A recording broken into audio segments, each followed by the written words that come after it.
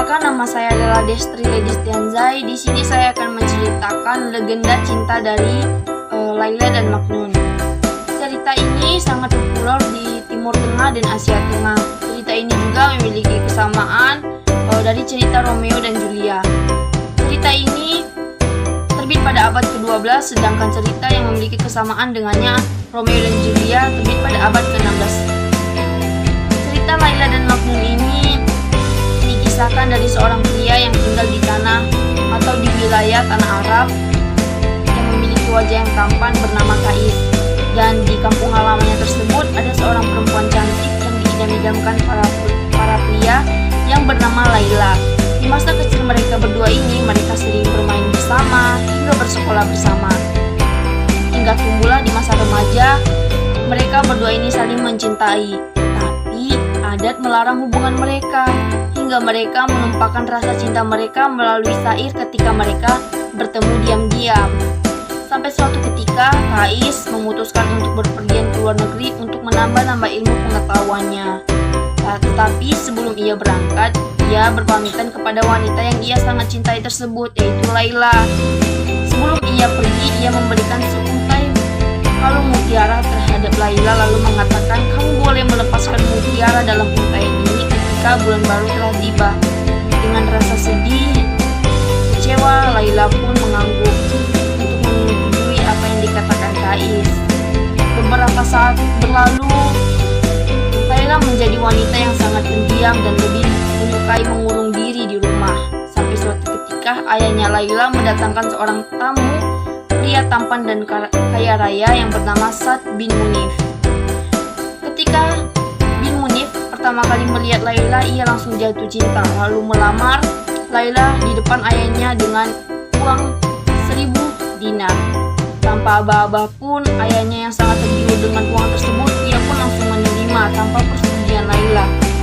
Laila yang tidak tahu dan tidak mengerti apa-apa, hanya bisa pasrah mengikuti kemauan ayahnya. Lain cerita dengan Kais yang menjadi pria yang sangat kurus berantakan saat sudah lama tidak bertemu dengan kasih yang sangat dia cintai itu, yaitu Laila. Ayah Kais yang mengetahui perubahan fisik maupun mental Kais, lalu ia bertanya kepada Kais, "Ada apa dengan keadaanmu yang seperti ini, Kais?" Lalu Kais dengan berat hati menceritakan bahwa ia sangat merindukan wanita. Ayah Kais yang mengetahui itu pun lalu membawa Kais untuk pulang ke kampung halamannya dan berjanji bahwa ia akan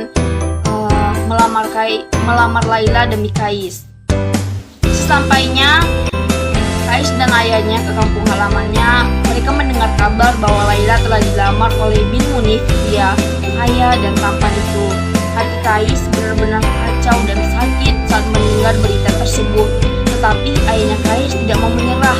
Ia langsung datang ke rumah ayahnya Laila untuk menjumpai ayahnya Laila dan menawarkan 100 unta untuk menggantikan pelamaran dari pria tampan itu yang 1000 dinar. Tetapi dengan rasa kesombongan ayahnya Laila pun langsung menolak negosiasi yang dikatakan ayahnya Kais. Lalu dengan hati yang benar-benar sedih dan terpukul, ayahnya Kais pulang dengan tidak membawakan kabar baik. Kais yang benar-benar putus asa hanya bisa meratapi nasibnya. Sedangkan lain di sisi Laila mengadakan pernikahan pesta besar-besaran di pernikahannya. Beberapa hari telah berlalu, Kais menjadi pribadi yang diam, menyibukkan diri, bahkan berbicara sendiri. Orang-orang menyebutnya adalah Majnun, yang artinya kurang akal pikirannya. Sedangkan Laila menjadi wanita yang benar-benar sedih walaupun ia telah memiliki suami, tetapi hatinya tetap hanya untuk Kais. Beberapa saat kemudian Laila jatuh sakit dan menyebutkan beberapa kali nama Kais. Lalu orang-orang memanggil Kais untuk menemui Laila. Saat Laila bertemu dengan Kais, rasa rindu yang menggebu-gebu di antara mereka berdua pun akhirnya mereka bertemu. Lalu Laila mengucapkan sebuah kalimat, yaitu,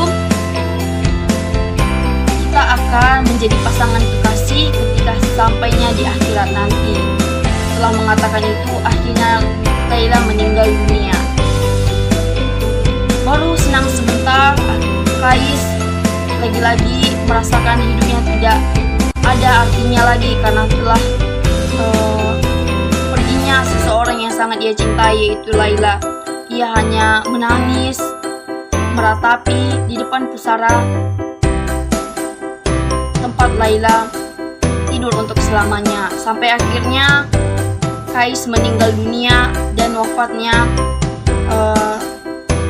tepat diberikan di samping pusara milik Laila. Sekian dari cerita saya, terima kasih.